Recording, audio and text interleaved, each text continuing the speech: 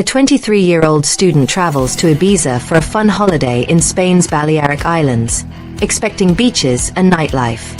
But strange tracks in the sand and a terrifying presence at night turn her trip into a desperate survival nightmare. As the moon grows brighter, the attacks become more violent, and the chase spreads across the island. With nowhere left to hide, she searches for a way to fight back before the darkness catches her for good. Chapter 1. The holiday that felt too perfect. I was 23, a student with a cheap suitcase and a head full of beach photos I'd saved for months. Ibiza was supposed to be my break from exams, deadlines, and the tight little room I rented back home. The first day delivered exactly what I wanted. Bright water, warm wind, loud music drifting from bars near the marina, while late afternoon I walked alone along the sand, away from the crowds. I remember thinking that the island felt like a postcard that never ended. Then I saw the marks. They weren't normal footprints. They were deeper, wider, and spaced wrong, like something heavy had walked on 2 legs and then dropped to 4. The sand around them was torn up, almost burned by friction. I told myself it was a prank, or a dog, or drunk tourists messing around. That night I dressed up and went to a nightclub. Neon, bass, bodies moving like one big wave. I stayed until the music felt blurred, then left into the warm night. The moment the door closed behind me, the world changed. The street was quiet. A thin fog sat low between parked scooters. I heard a wet click, like a tongue against teeth. From the dark end of an alley, I walked faster. Another sound followed, claws scraping stone. I didn't run at first. I didn't want to be the scared girl in a party dress jumping at shadows. Then a growl rolled through the air, deep and hungry, and it felt like it went straight into my chest. I ran. Behind me, something heavy landed on the pavement. The sound wasn't human. It was too strong, too sure of itself. I glanced back once and saw only a blur of grey muscle and a long snout shining with saliva under the streetlight. I reached my hotel and threw myself through the doors. The clerk asked if I was okay. I couldn't answer. I could only stare at the glass. For a second, a shape filled it. Tall, wide shoulders, head tilted like it was listening to my heartbeat. Then it was gone. Chapter 2. The island has nowhere to hide. I didn't sleep. I sat on the bed with the lights on and my phone in my hand, waiting for sunrise like it was a rescue team. Near 3 a.m., I heard scratching on the balcony door.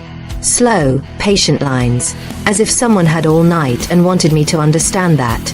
I backed away, shaking, and locked myself in the bathroom. When the noise stopped, I thought it was over. Then I heard a soft thump above me, on the roof. Another thump. A slow pacing that traced the shape of my room. In the morning I told myself I'd imagined it. I went out anyway, trying to act normal. I even went to the beach again, because crowds made me feel safer. But the werewolf, because by then I had stopped lying to myself, didn't care about crowds. I saw it on a cliff above the water. Just for a moment. A huge silhouette against the bright sky, watching me like it owned my name. That night it came again. I was walking back past beach bars and empty parking lots when scooters started to beep, one after another, as if something brushed past them in the dark. A low growl rose behind the cars. I turned and saw glowing eyes at bumper height, moving fast. It lunged. I felt claws rake my arm. Hot pain. I screamed and stumbled, then ran until my lungs burned. I didn't stop until I was pressed into a narrow white alley, holding my bleeding arm, trying not to vomit from fear. Howl echoed through the street, close enough that I felt it in my teeth. The island was beautiful in daylight, but at night it turned into a trap. Roads curved into empty places. Alleys ended in locked gates. Beaches had no corners to hide in. And no matter where I went, the same feeling returned. I was being hunted, not randomly, but on purpose.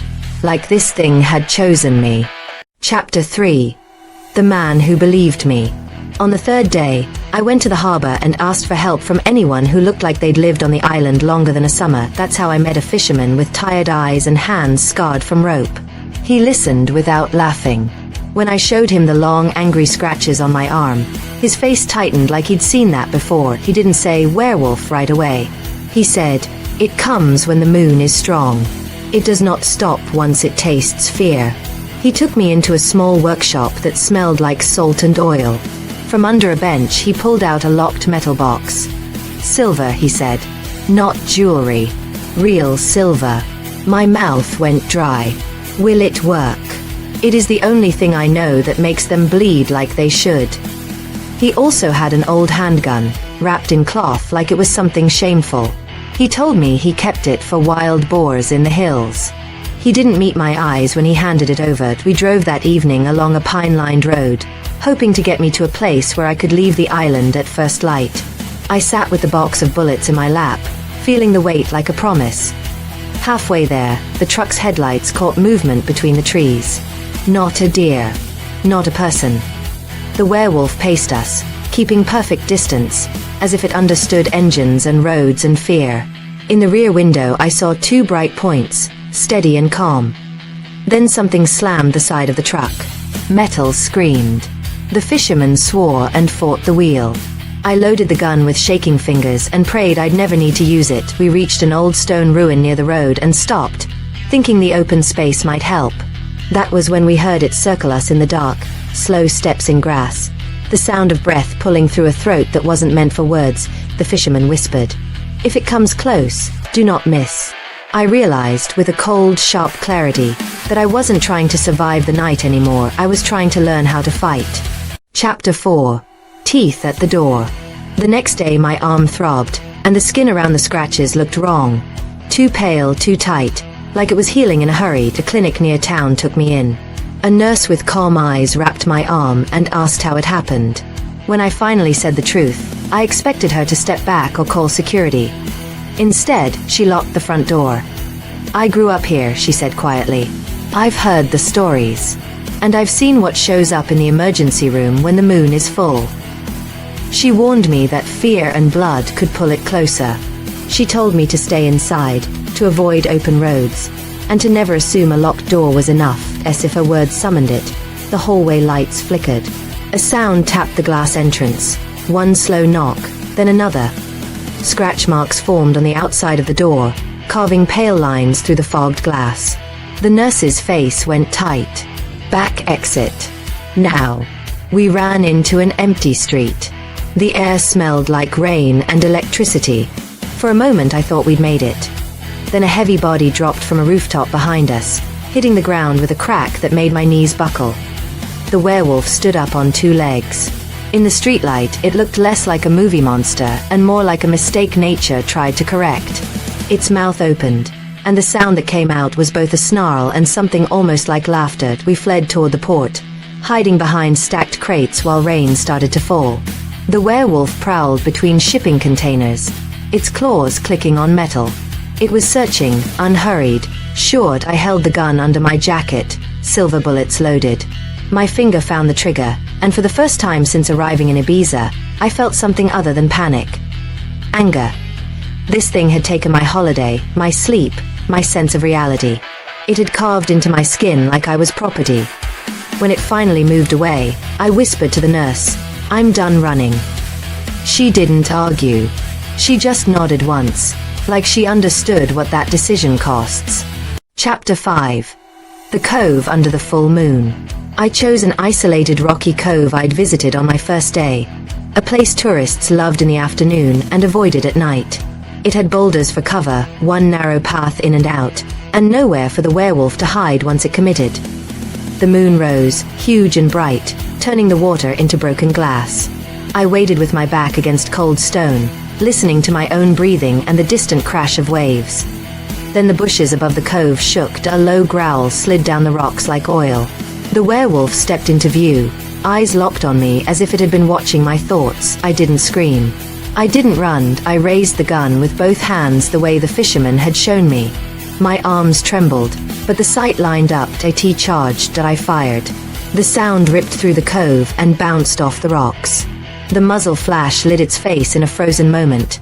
Teeth, rage, and surprise. He stumbled, not like an animal hit by a rock, but like something stabbed from the inside. I fired again. And again. Each shot felt like it peeled another layer of nightmare away from the air. The werewolf fell hard into the wet sand, claws digging grooves as it tried to crawl forward. Its breath came in choking pulls. The smell of blood mixed with salt water. I stood over it, shaking so badly my knees knocked, and kept the gun trained on its chest until the movement stopped and the night went quiet in a way I hadn't heard since I arrived. When dawn finally bled into the sky, I dropped to my knees on the shoreline. I didn't feel brave. I felt empty, exhausted, and alive. In the distance, faint sirens carried over the water, like the island was waking up and pretending it had slept through everything. If you enjoyed this scary Ibiza werewolf story, subscribe to the channel, turn on notifications so you don't miss the next upload, and hit like to support the video. Comment what you would have done in her place, and share this video with a friend who loves horror stories.